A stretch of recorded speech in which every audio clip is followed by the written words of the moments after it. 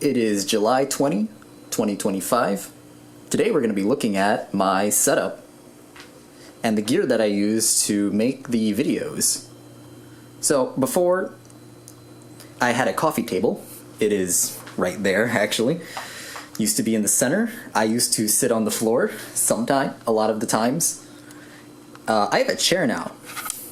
Finally, after 5 years, I have a chair and a actual table. I mean, this table, you may have seen in previous videos, it was just on the side, like right over there. But yeah, it is nice to have an actual chair now. And I also have this 2-table setup so I can actually fit my MIDI keyboard in a spot that's kind of comfortable to put, and also my little practice amp. So I'm doing a triple monitor setup.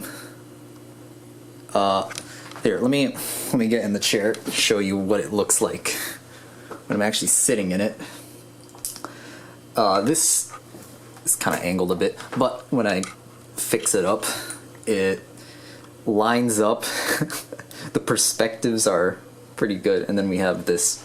This is mainly for monitoring. I have my like EQ on here when I'm in FL Studio, and this is my main monitor. That's just a TV that I have. Now let's get into the instruments. So I have my main guitar here. This is a PRS CE2408 Black Limba. It's got 8 pickup positions with these switching so I can individually split the coils. It sounds good. I like the birds. I like the Black Limba. That's why I got this guitar. I could have gotten it for like a way cheaper guitar, PRS, and it probably functionally would be the same, but I like this one. So, now, other instruments. We have an Ibanez QX527, I think. It is a headless guitar. This is my 7-string. I use this for stuff like Be Mine. Oh yeah, I forgot to say, this is my lead guitar. It's 6-string. And then this is my rhythm guitar, which I use for, well, metal. It's like Be Mine. And I also do drop tunings. This guitar is specifically set up to do drop tunings. It's in drop C right now. Then we have this TOD10 Ibanez. This I use for complete breakfast. It is a nylon guitar. Pretty good. I did adjust the bridge a little bit by shaving off the a bit too much off the bridge. I gotta fix that. That's a user error right there. Well, otherwise pretty good nylon guitar. And then we got this, which is the first time I'm revealing this bass.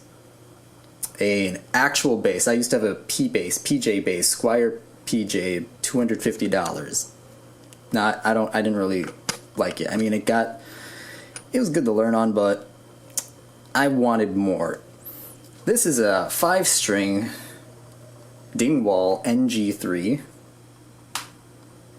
It is a crazy bass when you actually play it. I don't think this camera is going to do the audio justice, but the overtones that come off from this are crazy. Yeah, I don't think this camera's gonna pick it up. But this thing has so many overtones. And it just sounds cool. And it plays cool too. I just got it. I'm learning bass. I think like a couple months ago I said I'm not learning bass, but oh well. Here I am.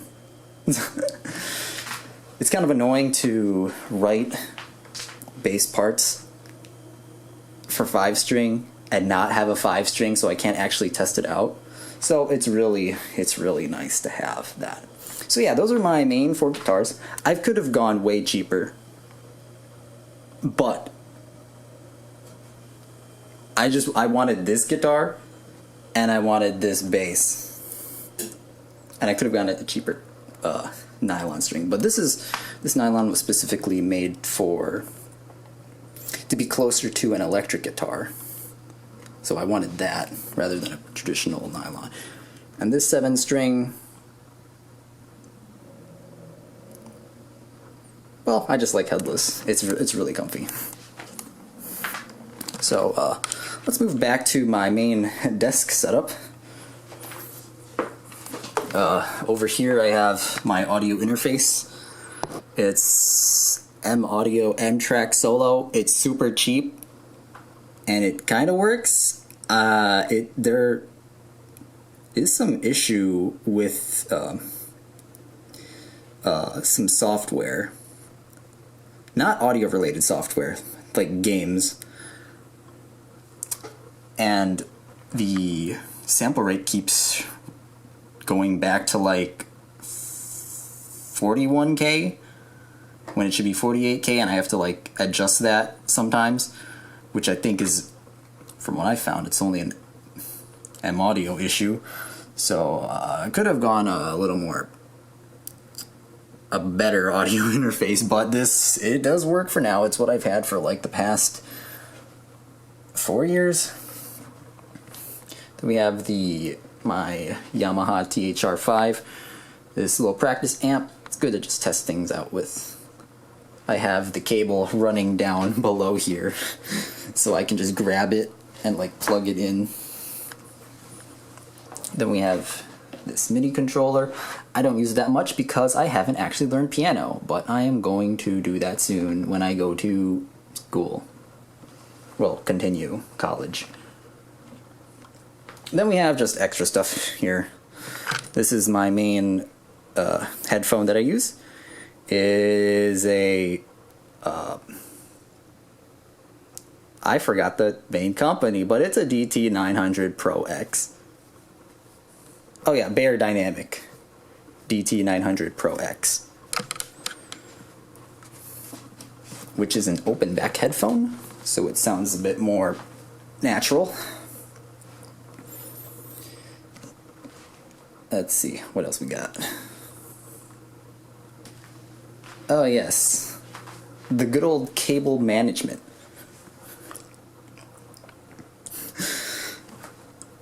If you do audio stuff, you're gonna have a lot of cables.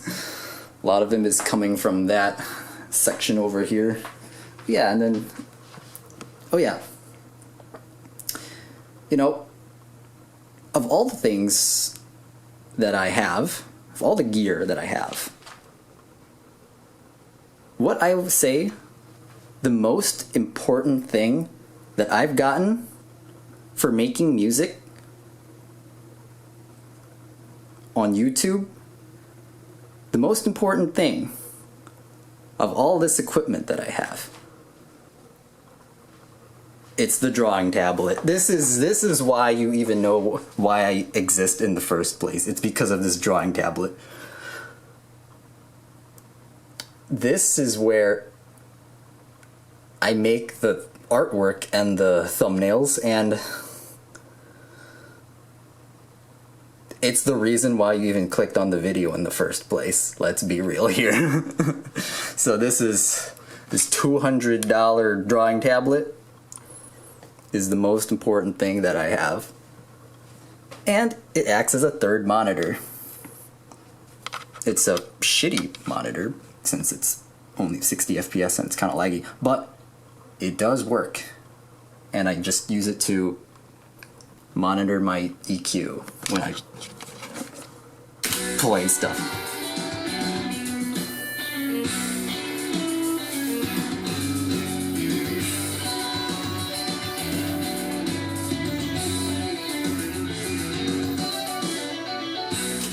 Okay, so that was Dirk, but the upgraded version, the refreshed version, the repurposed version, the HD version of Dirk.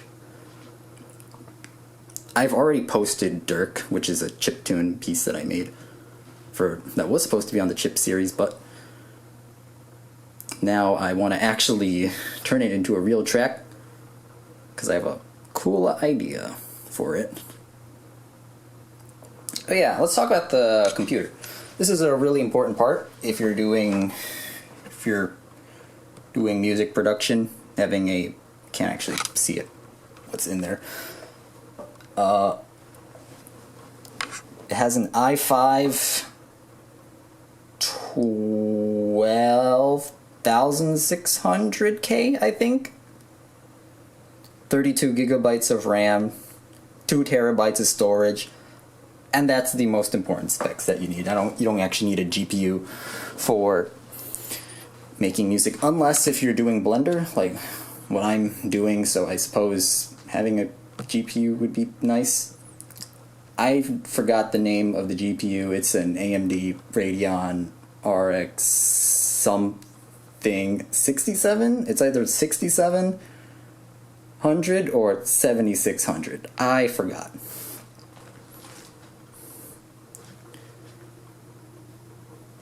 So yeah, that's my computer.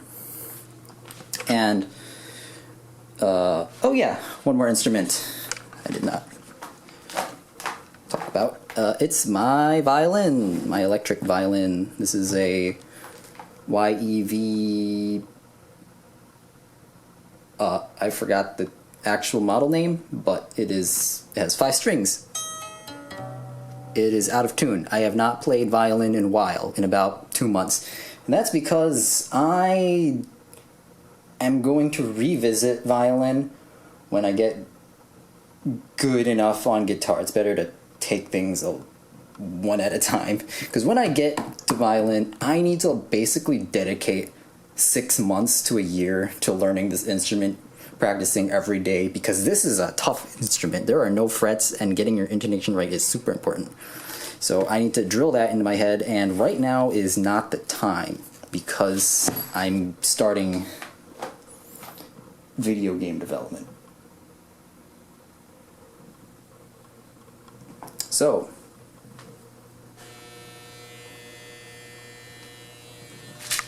let's see. Oh yeah, here is my my whiteboard.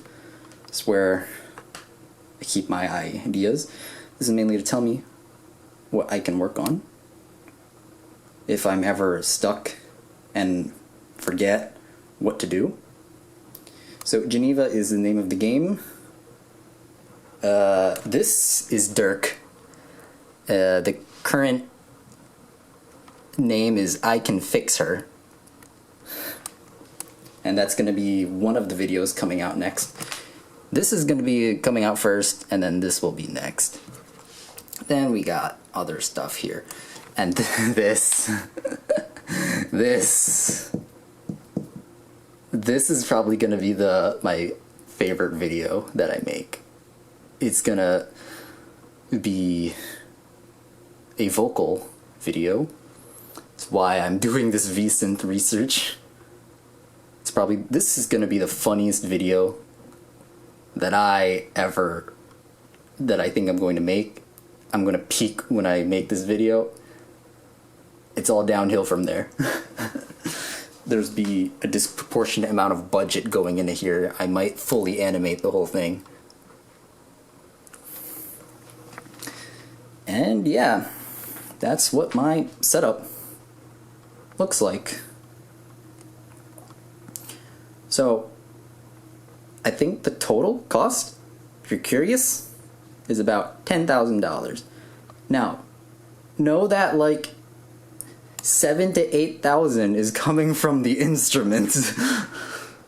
The actual important stuff is about $1,000, which is the computer and the monitor, peripherals, and the audio interface. Oh yeah, and then this microphone. I mentioned this microphone, which is just a SM58.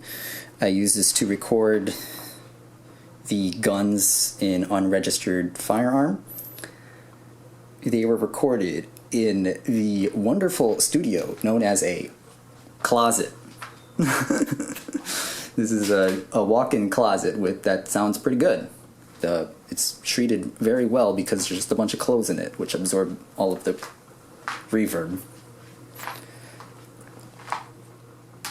What was I talking about?